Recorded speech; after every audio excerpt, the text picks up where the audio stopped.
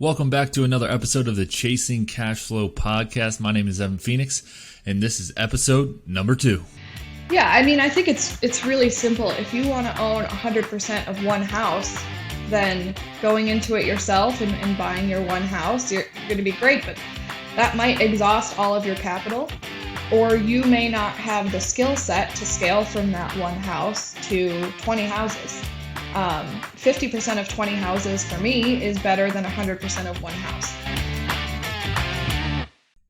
Welcome back, everybody. Welcome to the Chasing Cashflow Podcast. Super excited to have this guest on today. She has been crushing it, to say the least. Past 24 months, she is able to acquire 40 doors, and now she's going to those mid to large multifamily deals out of state. So she has been just crushing it lately. In this podcast, we're going to go into how she got started with real estate, her partnerships, how she structures deals, and how she gets financing for them. Also, how she was able to grow so fast, which I think is going to be very valuable. Before we jump into this episode, though, just want to let you know, in the show notes, you'll be able to see a description on her, and you'll also be able to see links how to get to the social media pages for the Chasing Cashflow Podcast, Twitter, LinkedIn, YouTube, everything. All the links will be there. Also, you can sign up on our email list so you can get notified on giveaways, updates, everything that happens with the Chasing Cashflow Podcast. We have some amazing people coming in the next couple weeks, so super excited about that as well. And with that being said, let's jump right into it. All right, everybody, welcome to the Chasing Cashflow Podcast. We have Kayla Thorp here. How are you doing today, Kayla? I'm good, Evan. Thanks for having me. How are you? Oh, I'm doing great. Thank you. I'm super excited to have you. You're going to add a ton of value. I just know it. So let's get right into it. How about we go into just how you got started in real estate first, and then we'll kind of digest it from there. Sure. So I went to college for something that I think was not very well suited for my likes and personality, as many people do. And I found that out relatively quickly once I got out into the working world, and I figured this is not a great fit. So I was looking for something to do, very goal oriented. I like to have, metrics that I can track and goals that I can strive for. And real estate seemed like a really cool business where you could put that into, you could almost gamify it if you're that kind of person, right? You could hit your numbers and you could help people at the same time, and you get to look at houses. It sounded great. So I got my real estate license back in 2015 in the suburbs of New York City. And I started as a realtor. And I very quickly started working with investors as a realtor. I became a more investor-focused realtor, starting listing rental properties for them. And then I started to list flips. And then I would it kind of snowballed from there. So I would go check on a flip property or check on the contractor or make a Home Depot run, and kind of snowballed from there, doing a little bit more and a little bit more. And then I linked up with a house flipping company in Rochester, New York, and I worked with them as their operations manager for about 3 years. Okay. So I managed all of their flips and did a lot of the underwriting and that sort of thing. So that's where I learned the basis of my investing knowledge before I kind of went out on my own. Oh, that's great. And it seems like you built the connections necessary to get into the space first. You kind of learned from them, their mistakes, everything. And once you built up that basic knowledge, then you were able to take action. Do you still have your real estate license today? I do still have my real estate license. I only use it for our own personal transacting at this point. Okay, gotcha. And do you see benefit just for those investors that, are kind of on the edge of, when you're doing so many deals as like you are, do you recommend it as far as should they get it if they're investing themselves in their own market, or what's your kind of take on that? I know this can be a kind of divisive subject, but my opinion is if you're going to be a part-time investor or a part-time agent, it's not worth your time and it's not worth your money. And I don't mean the money of the cost of getting your license or maintaining your license. I mean the money you're going to lose by not having an experienced full-time agent. Exactly. If you're not in it full-time, you don't know the customs in your market. You don't know the market trends as well as somebody who's doing this full-time does. You don't have the broker relationships built up. A professional real estate agent is really invaluable. And a lot of times, even when we are transacting, I don't even represent our company. I'll have the agent who's maybe representing the project represent us if it makes more sense. Yeah, exactly. Wow, that makes perfect sense. So why don't we take an overlook real quick of your portfolio, just kind of like a bird's eye view, and then we'll kind of go into that. Sure. So we have 40 units here in upstate New York. We primarily do long-term rentals. We're located near a large college, so some of them are student rentals and some of them are just typical workforce housing. And we're in the middle of standing up our first short-term rental, kind of medium-term rental unit, really, I think is what we're gonna target in on. Okay, so you're by medium term, what do you mean by that? Like 3 months, 6 months? Yeah, so medium term is anything for traveling professionals, traveling nurses, traveling executives, traveling business people. So anywhere from a 1 month to maybe 6 month stay, I would say, is what Okay, most people think of medium term as. great. Okay, and just from your social media and everything, you've done this in a short amount of time, correct? Yep, we've been investing for about 2 years now. Wow. So in 2 years, you're able to scale to 40 units, which is incredible. Let's go to that first deal. So what, you're working at that firm where you're flipping houses.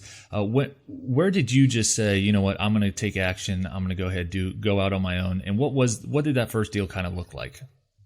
So while I was working with the flipping firm, I was doing a lot of self-educating, as most people do. I was reading the books, I Exactly. was listening to the podcasts like this one, Yeah. and trying to make all the right moves so that I could figure out. I knew long term I wanted to be financially independent. I wanted to work for myself. I wanted to drive the bus, right? So as I started to learn more, as I started to read more, I figured out that to me, you make money when you buy, and then why would I ever sell? That was kind of my first realization is I don't like selling things. I want to keep them. And that's not the best exit strategy for every property, but in my beginning investor mind, I was like, okay, you make the money when you buy, so just buy then. Exactly. So Exactly. I decided I wanted to go into rental properties. I think, there's so many different advantages there with rental properties. You have appreciation, natural market appreciation, forced appreciation, the tax advantages, tons of stuff going on there. But I knew that the suburbs of New York City were a very difficult market to get started. And the numbers there, if you're looking, a lot of people use maybe the 2% rule, right? Where your rent is 2% of your purchase price. That is not, you're lucky to find maybe 1%.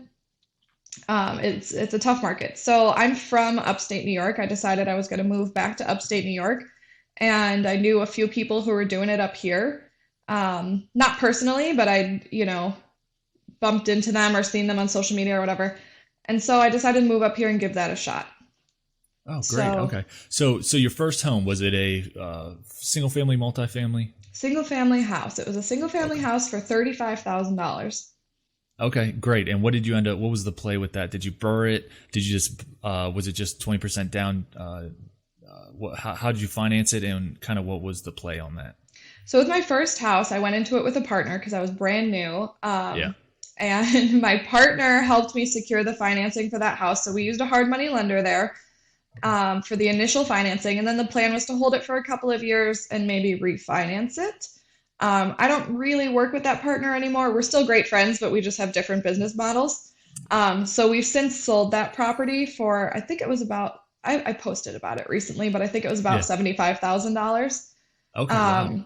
And it was rented the whole time. So as much as Wow. I don't like selling things, that was a great way to get my feet wet on my first property that was, an ownership position, not Exactly. flipping for somebody else. Exactly. And I think it's very smart to, when you're getting your feet wet, to get a partner and do partnership. Kind of, was that partner, were they experienced at the time, or were they kind of new as well? The partner was more experienced, but I had more time. So Understood. So that's where the trade-off went. So exactly. yeah, so you added value to them by your time and being able to work the deal, whereas they had the capital and the experience, Yep. which I mean, that's huge to get your feet wet to get into your first deal. So from there, after you saw that, proof of concept there, that started working. So what was the next steps from there? So the next steps from there, I put a 3 family and a 2 family under contract. Um, and we got about a week away from the closing table, and the seller backed out of the contract. Jeez. They saw market appreciation coming, and they decided they were gonna hold on to them. So that was almost 2 years ago now. And that triplex just went up on the market about 2 weeks ago now for double what I had it under contract for. Wow. Geez. So yeah. So good on them for keeping it. Yeah. But it's a little tough when you're brand new and your first contract on your own, you get a week away from the closing table and it falls through. That was like a huge setback for me. I had set up the financing. I had set up the partnership structure that we were going to go with. It was very discouraging, but I think the week after that, we put a duplex under contract and that one closed and I still own it and it's been rented the whole time and it's a great property for us. Oh, great. Great. So I want you to touch on real quick, if you don't mind, partnerships in general, because I feel like newer investors come into it thinking that they have to do it all themselves. Like they have to get started by themselves. Whereas if you use partnerships, you can scale, and scaling is key to the success in real estate, So, can you just touch on real quick of, how valuable you think partnerships are? And, as far as a new investor, if you would suggest them doing the same, getting into their first deal. Yeah. I mean, I think it's really simple. If you want to own 100% of one house, then going into it yourself and buying your one house, you're going to be great, but that might exhaust all of your capital, or you may not have the skill set to scale from that one house to 20 houses. 50% of 20 houses for me is better than 100% of one house. Exactly. So I think it does depend on what your goals are, right? So I know some people who they want to buy one house every couple of years and they want to build some side stream income and maybe build the equity for their retirement. And that's their plan. And that's an awesome plan if that's what you want to do and you work a good W-2 job where you can get the financing. And, that wasn't the case for us. We had a target in mind. We really did want to scale quickly and fire ourselves from our W-2 jobs. And so partnerships for us just make sense. It brings in capital that you might not have. It brings in a skill set that you might not have, right? We have a very typical visionary integrator structure in our business. So my husband brings skills to the table that I don't have, and I bring skills to the table that he doesn't have. And our partners that we work with on some of our properties, they bring other skills that maybe either of us have, but it's not our best asset. It's not our strongest skill set. And so we can bring that in from other people. So I think 50% of something is better than, 100% of nothing. So partnerships can be a really strong tool to scale. Exactly. And I also think the learning experience as well with partnerships, you just learn at such a higher level just because you're doing more. So I think that's huge as well. So I know you just mentioned your husband. Was your husband along with you through the beginning? My husband worked an IT job that was his W-2 profession. And he quit pretty early on in our business. I can't remember the exact time frame at this point, but he quit after our first few houses because we saw the scale coming and we didn't just set goals, but we planned for those goals. So we knew on a timeline with some buffer when that was going to happen.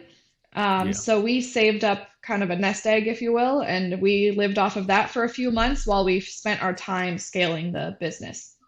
Oh, great. So you, so you got your first property partnership with that. You got your first duplex, right? Mm-hmm. So at this time, what's kind of your mindset as far as going for single family still or going for multifamily? So in my current market, which is where I was comfortable investing at the time, there is not a ton of multifamily available. There's a large stock of duplexes and single family homes. Anything I'd say 3 units and larger is very hard to come across. And when it does come on the market, it typically sells at a premium because it's low supply. And they're really popular for investors, obviously. So those things do come up. Our largest building is a 6-unit, but we own primarily just that small multifamily space because that's what's available and it's what we know how to do. Yeah. Okay. So so out of the 40 units, that's 6, you have that 6-unit, and then what's the rest of it comprise of? We have a 6-unit, and then I'd say we have a few like 3 and 2s. Yeah. And then a few single family homes. So got you. Okay. It's a pretty balanced mix of anything, 2s and 3s and singles. Yeah, exactly. Okay. Well, that's awesome. So let's go ahead and So you said that some of your properties were student rentals, correct? Mm-hmm. Let's kind of dive into that and see how that's a little different than your normal long term, because obviously you're renting by the room, correct? No, we do not do room rentals. Yeah. Okay, well, let's dive into that. How do you run those student housing? Yeah, so I do have friends that do the room rentals, and I think that can be a great avenue because, a 5-bedroom house that might rent for $1,500, you can rent by the room and make almost double. Exactly. Which is a great thing, but I don't want to be the one who has to police which shelf somebody put their milk on in the refrigerator and who didn't keep the bathroom clean after their shower. It's just not, it's not part of our model. It's not something that we decided very early on we wanted to stay away from room rentals. So for our student rentals, they do rent a little bit above the rate of workforce housing. We do renovate them to a little bit of a higher standard because that's what students tend to expect or desire when they're looking for their rental property. Yeah. And they're higher turnover for sure. Student rentals are going to turn over every 1 to 2 years. And so we have to model that into the numbers as well. Exactly. What management do you have in place for both your just buy and holds and then also your student housing? So currently we self-manage, and actually January 10th, we are hiring an in-house property manager / operations manager because we do some flipping as well. So he'll be starting January 10th, and I'm very excited to take us out of the management piece a little bit. Yeah. Okay. Definitely. That's awesome. So with the student housing, with COVID and everything, did that affect your business at all, considering that schools weren't in session for a little bit there? So COVID did not affect our student rentals, luckily. The major college that we are by, it stayed in session. Some of the classes went online, and so some of the students did decide to go home. But not many of them. Also, our rents are fairly affordable per student. So maybe we'll have a 5-bedroom house that rents for $2,000. So each student is not hugely burdened by the rent. So even if they did go home for a few months, a lot of them just kept their spot and maintained their rent over time. So that was kind of fortunate for us there. Yeah. Okay. Definitely. So with the financing of your 40 units, would you say that, a majority of it is hard money lending and then transferred into traditional, or how is that structure?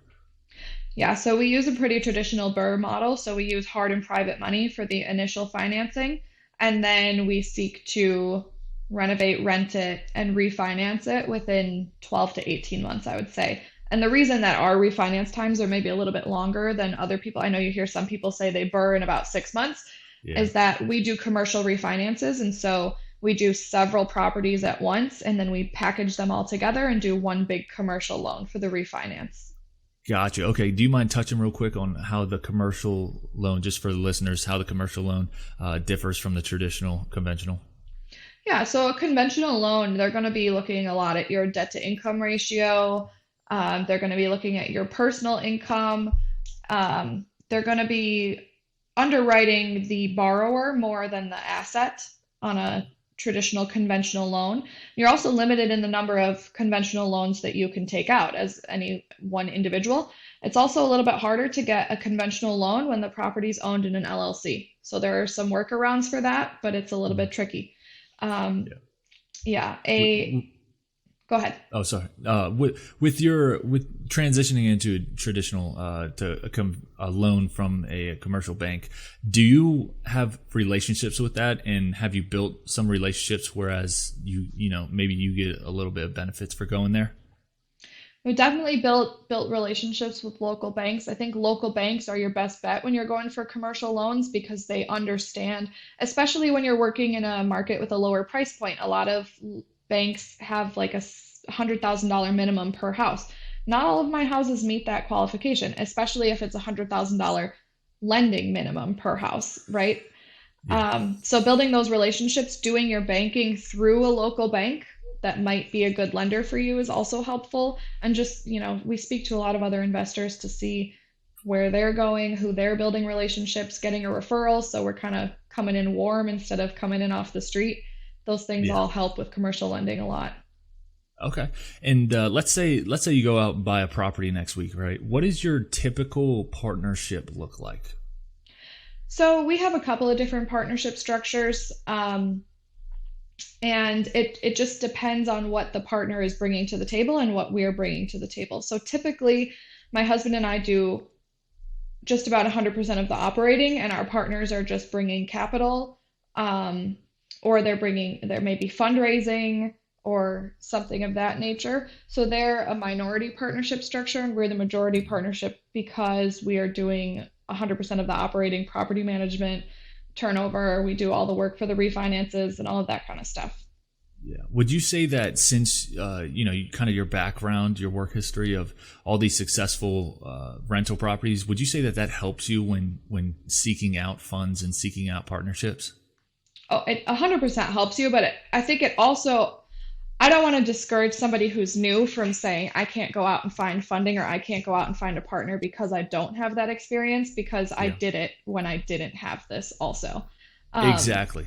And so Yeah. educating yourself, knowing what you're talking about, being confident, partnering with somebody, taking a minority partnership if you have to, because 10% of something is still better than 0% of nothing, right? Exactly. So on the first couple, you might have to do what you have to do to get your feet under you. Yeah. But it's going to pay off in the long run, in my opinion. Exactly. So for a first time investor that's seeking some partnership, what would you suggest as far as reaching out to local meetups?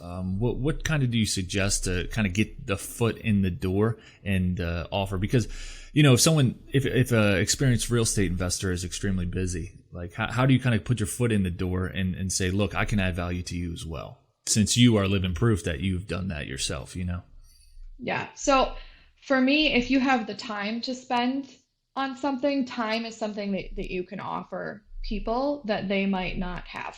They might have the money, they might have the experience, they might have the relationships, but having the time to run a large portfolio, it's a lot of time, especially if, I know a lot of investors around here, they're very experienced, they own a lot of units, but their systems and processes are not where they maybe would like them to be because they're spending all their time operating their business. So if you can come in and take some of that load off of them, that's a huge asset to an experienced investor.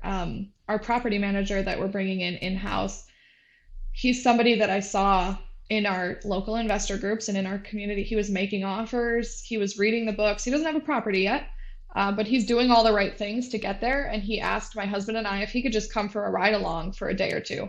We were like, absolutely, because you're doing the work, you're putting in the work, and we see that you really want to do it. Don't just message someone and say, hey, how do I buy a house? Right? Exactly. You got to put in the work. Exactly. That's huge right there. I mean, that's proof right there that all you have to do is just add value to them as best as possible. I mean, so this past 2 years, you grew your portfolio, you put all the systems in place, you're hiring this person in-house to manage your properties. Both there, he or she is going to be managing both student housing and the long term, correct? Mm-hmm. Yep. That's and then right. and then you say you do some flips as well. Will they be kind of the GC on that? So we have kind of a GC and site manager structure that we're going to be trying out. So they won't Okay. be doing the budgeting and planning and the bidding, but they'll be managing the day to day on the work site. Yeah. Okay, great. So that one person is going to be able to take on the whole 40 unit portfolio as well as the flips that you are bringing in. Yes. Okay. Well, that's great. When searching for some, because I know you said that he kind of came to you and fell into your lap, but when searching for someone, when someone reaches that, that threshold of, hey, I need to hire someone in-house to start managing and doing all that so that you can focus on getting more deals, what kind of do you look for in order to get a successful one? And obviously it's going to be trial and error. Obviously you don't know if they're going to fail or whatnot, but if you already have the systems in place and you just got to teach them that, what kind of person are you looking for? So, this is our first time hiring someone in more or less full time. So this Yeah. is trial and error, I think, for Yeah. everybody. Yeah. But I've been talking to people a lot smarter than me about it, getting prepared. Yeah. So I think just an alignment of work ethic, personality, and goals, somebody who sees where you're trying to take the position, where you're trying to take the company, and who wants to work hard and be a part of it. And then personality. I mean, do you look at disc profile or anything like that?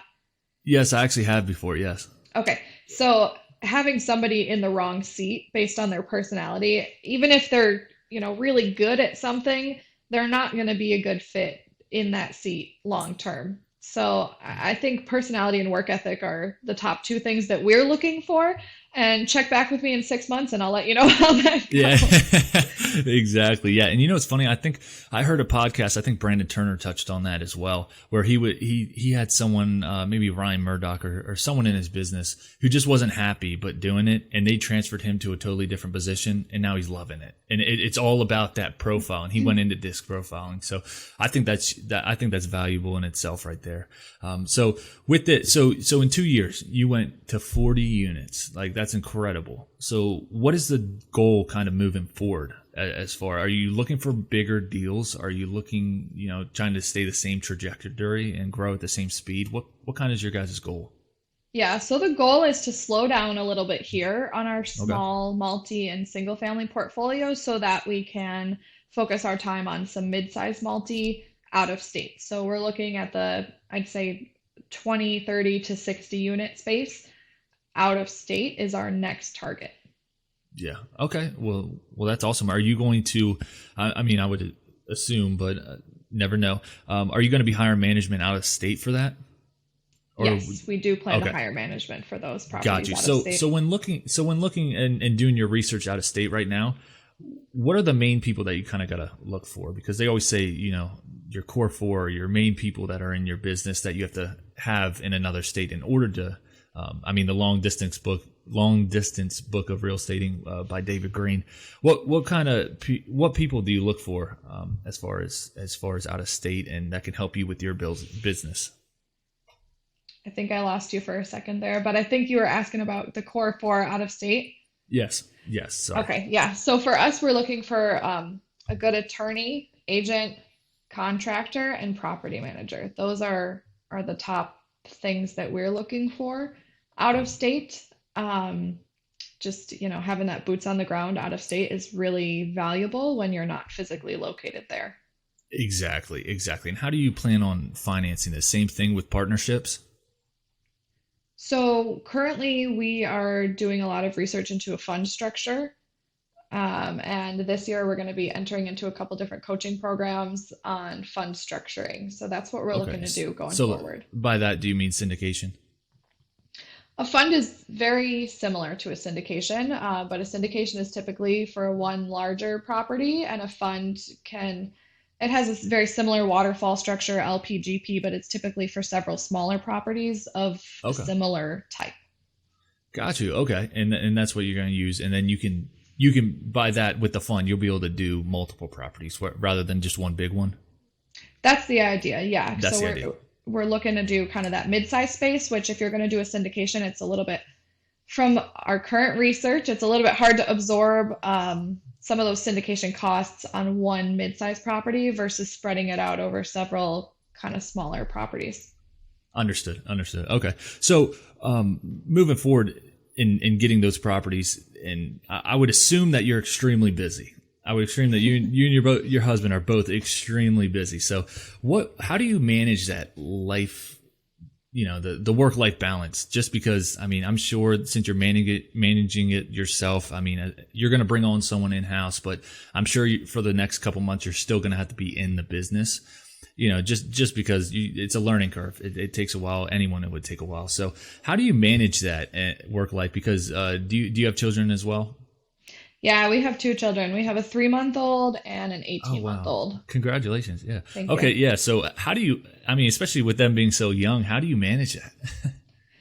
Yeah. So, it's a lot of balance, and I've heard the saying, you can have it all, but you can't have it all at the same time.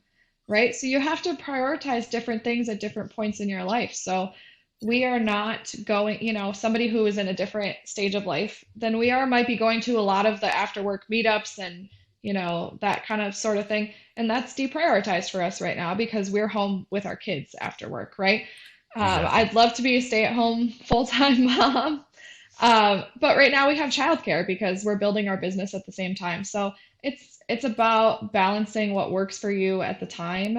Clearly defined roles in our business really helps, and scheduling very intentional time off where we Yeah. really turn things off and focus on our family has been imperative to helping our helping us all stay sane while we're growing. Exactly. And I found that working with my wife, when we first started, she was totally against real estate investing. And when we got our first house hack, the 4 unit, we I got a lot of gray hairs just saying. So, I think a huge part of that is just communication. And like you said, just making clear roles and, make sure everyone's on the same page, because that in order to make your business work, that's what you need. And, at the end of the day, that's what it is. So, but let's go ahead, if you don't mind. Do you have a deal maybe that we can kind of go through, whether it's one of your single family homes, whether it's this mid-sized, midterm property or anything like that we can kind of go through and just see the structure of your deal, see the profits that you're looking for and everything like that? Yes, let me pull up an analysis Perfect. here. Perfect.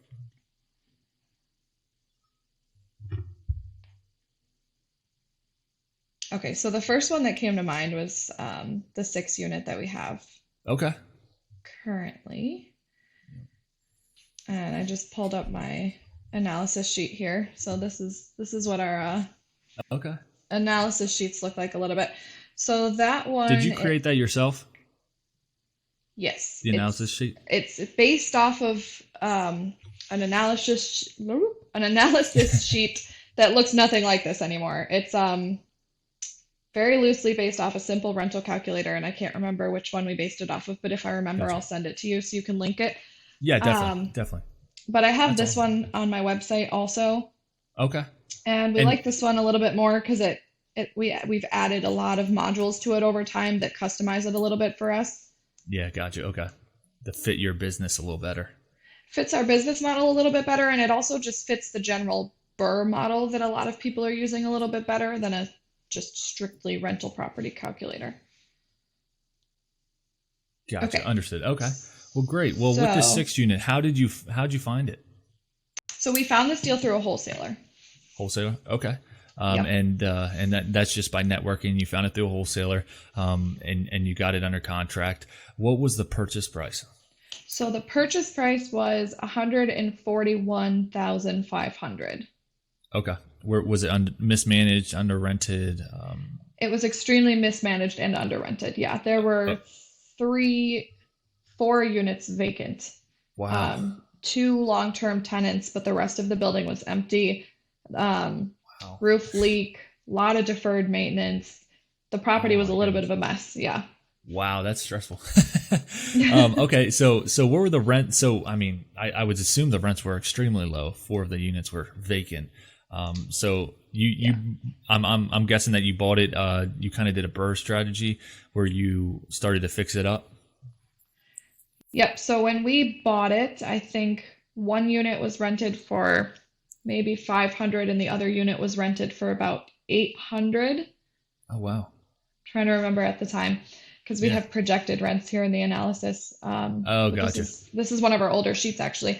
But the other 4 units were vacant, and one of the units was actually kind of a bonus unit because we initially were looking at it as a 5 unit property, and we learned as we were looking at the property that it was originally a 6 unit, and the prior owner had knocked down a wall between 2 of the units and removed a kitchen to make it a 5 unit, Oh wow. which didn't make a ton of sense to us because there was like an extra door to the hallway where the Okay. entrance used to be from Is it that other separately unit. metered? It's separately metered, everything's Wow. separate. It's just, when we ran it, when we got it in our emails, it was a 5 unit. And then when we went to see it in person, we're like, this is really a 6 unit. It's just missing a wall. Wow, and that's why you have to go out to see the properties, because you never know in the descriptions. People could say 5 and maybe 6, 7, like in this case.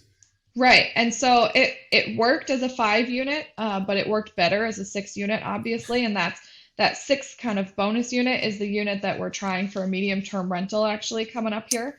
Oh, great. Because the metrics on this property completely work without that unit. So in case Oh it wow. doesn't go, the way we Then want you're it to fine. go, it'll be all right. We'll just deconvert it back into a regular rental and rent it out. But Yeah. so Okay. yeah, so that one, it's 3 1-bedrooms and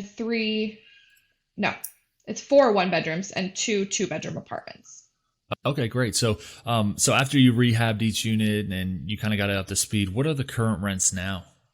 So the current rents are 800, 850, 500, 600, 650, and then empty because it's about to be a medium term. Yeah. So, I mean, you're looking at 12, 17, 20, 16, 30, 34, 35, around there, 35, 36, $100 in income in just 5 units, not even counting the 6th. Right. So that's insane right now. And that cash flow is absurd. So, when you did you finish the BRRRR and have that refinanced? That one has not been refinanced yet. Gotcha. Okay. So you haven't gotten it appraised? No, not yet. Gotcha. Okay. But I mean, just basing off of a commercial deal and the rents that you have in place, it's probably going to be no brainer at all. Oh yeah, I expect that one to easily cash out. Yeah, that one's going to be great. So you still have that. That would be a good BRRRR. So you still have that under private money? That one is still under private money. Yep. And so when we buy things for a BRRRR, which is what we do primarily, is the BRRRR model, we factor in a longer time with the initial financing because of what I said before about doing the commercial refinances. Yeah, gotcha. Okay. Well, great. Well, I mean, and for now on, the plan for that is just to hold on to it as long as possible. That's exactly right. Yep. BRRRR out the hard and private money, put long-term, which for commercial is typically 25-year debt in place, and then let it cash flow. Perfect. I want to ask you this question just because I know some people that do and don't. When you BRRRR and you do the renovation, do you then account for the CapEx and maintenance as a regular property, or do you kind of lower them considering that you just redid the property?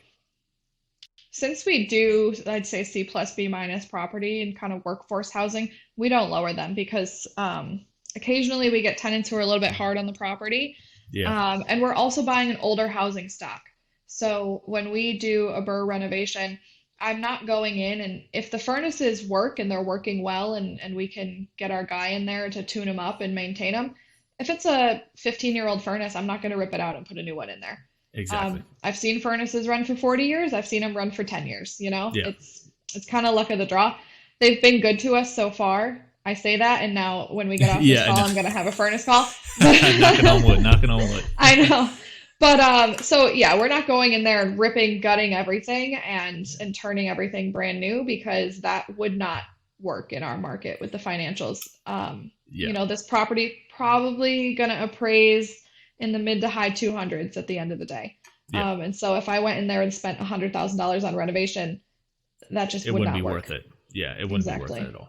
I did want to ask you a question just because I'm curious, and I hope that this isn't the case. But as a successful woman in the real estate industry, have you had to go through any hurdles when you first got started? And like I said, I hope this isn't the case. But you look at real estate now, and it's. I mean, I see more and more, but it seems to be more male dominant. But I mean, there's so many successful women, including yourself, and it blows my mind because you guys are killing it right now. And yeah, I just wanted to know if you ever had to go through any hurdles or anything like that when you got into real estate. Yeah, I think like anything, there are hurdles, but there are upsides to it as well. Exactly. Yeah. My husband and I have maybe a different breakdown than a lot of couples do. My husband does a lot of the back end, and I do a lot more managing the contractors and dealing with the construction side of things. So, there's the downside of it when you're working with contractors where they might not respect that I have had some time in the industry or not expect that I have construction knowledge, which I'm not a contractor, but we've done quite a few houses at this point. Yeah. So I know what I'm looking for and I know what I expect out of a contractor. Yeah. But there's the other side of it where if I'm not liking how a meeting's going, or if I need to buy myself time in a negotiation or to check something, I can say, oh, I really need to go talk to my husband. And that shuts it right down. So they're like, oh, well, obviously she has to go talk to her husband. Oh, wow. I'll play that card if I, it doesn't bother me. Or if I am dealing with the building department and I filed the wrong permit or something, because we're all learning. And I say, I'm sorry, I had no idea. I think they are very likely not that that's untrue, because it's honest mistake is what happened. Exactly. But I really had no idea. And they were like, oh yeah, she has no idea. Right. Oh, geez. So yeah. It can work to your advantage sometimes too. And I don't mind. I like how you kind of turn that negative into a positive by saying when working with contractors and everything, like, oh, I got to go talk to my husband when you need to buy time. I think that's smart. I mean, hopefully, that you don't work with contractors that do, just because you're successful. Not long term anyway. Exactly. But I mean, I would think that once all they have to do is look at your background and everything that you've done, and it's also a great way, to find out who's honest and who's not honest. Because if you go to a job site with a contractor, and I'm not going to walk in and start, displaying my knowledge up front, right? I'm going to kind of take a back seat and let them talk to me as if, maybe they don't know what I have done in the past, or not that we have like a crazy impressive resume, but maybe they think that this is my first house or my second house, or I really don't know what I'm doing. And I'm going to see if they're very honest with me and if they're really looking out for my best interest, or if they're trying to tell me some things that I know are not the case. So it can really be to your advantage as well. Exactly. And I think you definitely make it to your advantage, which is huge. So I commend you on that one. So why don't we start getting on the outro of here? You've been amazing today, and I think you're going to add a ton of value to these listeners. Thank you. Because you've scaled to 40 units in 24 months, which is insane. I mean, I hope I can do that. But why don't we go? Yeah. Why don't we go to what is your why? Why do you do all this? Obviously, it's, you want to make money, but like, why? My why is really time and location freedom for myself and my family. So we have 2 little boys. We would like to homeschool them. We would like to be able to travel with them. We'd like to be able to spend a lot of time with them while growing up. I don't want to be rushing to leave the house at 8:00 in the morning to get them to daycare, and then rushing to pick them up at 5:30 to get home, to get dinner and baths and get them to bed every night. That's not a life to me with children. Exactly. We do have childcare, but it's only 30 hours a week, and they come to our house, and it seems like that's going to be temporary too, because the reason you're doing that is to build your business so that you can have that freedom. And I think that's huge. And I think that's honestly, a lot of people think, oh, landlords, a lot of people that I tell me, oh, you shouldn't get into real estate. What if you have to fix a toilet at 3 a.m? All that typical stuff. That has never happened to me. Exactly. Me neither. And I have mine under management, so I really don't hear anything. I just get paid. Yeah. There you go. But yeah, so and I think exactly. And I just think it's crazy how people say that. And then, and I'm not going to lie, I just lost my train of thought. Oh my God. I laughed and I was like, it's the same thing when people, renting versus owning, because they don't want to be the one that calls the plumber. So they rent the house, and I have to, I hate to spill the beans as a landlord, but your rent pays the plumber. Exactly. So, yes, it does. And yes. And like, I had this conversation the other day with my father. Came to me and was like, he was like, for Christmas, I bought myself a new lawnmower, and he said, now you can cut your 4-unit. And I was like, no, the tenants are paying for the 4-unit grass to get cut, so I don't have to. And he was like, you're going to pay someone? And I was like, the tenants pay people. I don't pay people. So right. it's all about that. And where I was going at was, a lot of people think that landlords, they're just out to collect money, take advantage of people, when that's not really the case. Where you're example right here that you're providing housing and in great shape to people, and lots of it, 40 units worth. So you're not, it's not like you just take the money and then don't reinvest it into your business. yeah, we're looking to keep these properties long term. exactly. So we want them to be in good shape. And the biggest asset to our business is a happy tenant, right? Exactly. So, Exactly. And yeah. happy tenants stay longer. So that's the main goal. And I just think that misconception of that from normal people, they just don't understand unless they were to do it. And a lot of people that are saying this have never done any deals or that's a lot of what it is. It's just, it's misunderstanding and miseducation by the media in some circumstances, I think. Exactly. Exactly. So, well, what's some places that you found, education throughout your process, whether it be podcasts, whether it be books, mentorship, what has kind of been your helping saving grace in learning and growing your business? Oh my gosh, we do a lot of self-education. I think most of our free time. Yeah, whatever that is. I know, it's spent on self-education. So podcasts have been great. We read a lot. I love Audible. Do you do audiobooks? Yes, love Audible. Yeah. Love Audible in the car. Just changing your daily habits can really help you get a lot more learning in, because you could spend your 20-minute commute listening to music, and sometimes you need that, but sometimes spending that 20 minutes listening to an audiobook can help you get through a few more books a year. Exactly. Clubhouse has been really helpful. I'm not sure if you're familiar with that, but What's Clubhouse? It's like a live chat app. So you go into Clubhouse and there's like different rooms that are hosted at different times, and you can speak to, it's like live networking. You can speak to real estate investors all across the country that are hosting large multifamily rooms, small multifamily rooms, commercial funding, property management. I was in a property management room yesterday, kind of getting some pointers and tips on that. And the people in there were managing hundreds of units each. So just being able to kind of listen in on their conversations and ask them questions is super valuable. Pick their brain. Is that like a subscription? Is that you have to pay for that, or is that free? No, it's completely free. Really? And you just go on there and just talk to like-minded people that super successful? Yeah, you can host your own rooms. So I host some rooms talking about small multifamily on there as well. Okay. Yeah. I think I have a link to Clubhouse on my website. It used to be iPhone only, but it's iPhone and Android now. So it's free, and it's an amazing tool for people to use. Yeah, and I'll get your website information, and I'll put it in the show notes and promote it with this, and also I'll get your social media and put it on there as well. So, cool.